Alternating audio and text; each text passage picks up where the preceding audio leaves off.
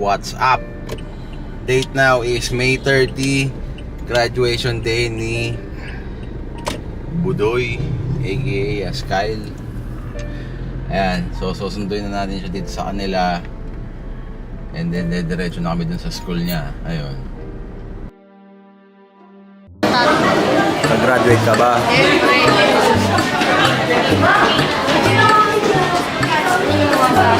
Hindi nag-jail. Hi! Ano sabi mo? Good congratulations, Kyle. I will miss you. Ikaw, ano man? Congratulations. Ikaw. Congrats to you. Ikaw. Congrats! Congrats! Ano sabi mo? Graduation kasi. Ay, ang ganda ko sobra. Tapos miss ko na siya. Oo, dito yung video. Ano masasabi mo? Ano masasabi mo? Ay! Akin na. Bye! O, ikaw. Hi, guys. Ano masasabi mo? Hindi. Miss me now. Hi! Congratulations, Kyle. Ano masasabi mo? Wait na daw. Ganda ko. Ano masabi mo? Ikaw, ako naman magbibideo sa'yo.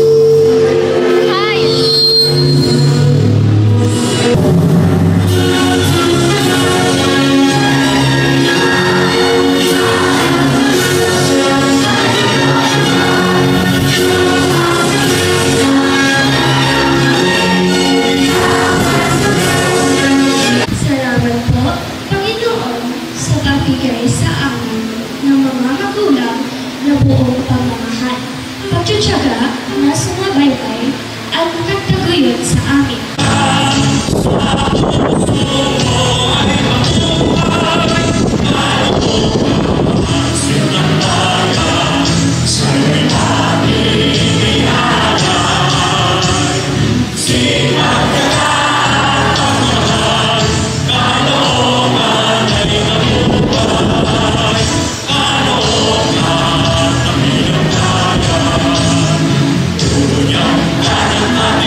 Tuturing sa pagbubukas ng mga bagong pintuan patungo sa mas malingning na kinabukasan.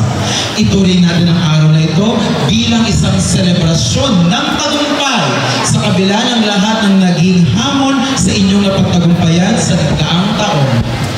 Kung kaya't dumago na tayo sa pinakapuso ng ating palatuntunan sa araw na ito, ang pagpapakilala sa mga batang magsisipagtapos na gagampanan ng ating pinakamamahal na punong guro, Dr. Domitila S. Gutierrez, na susundan ng pagpapatunay at pagpapatibay sa pagtatapos na isinasagawa ng ating education.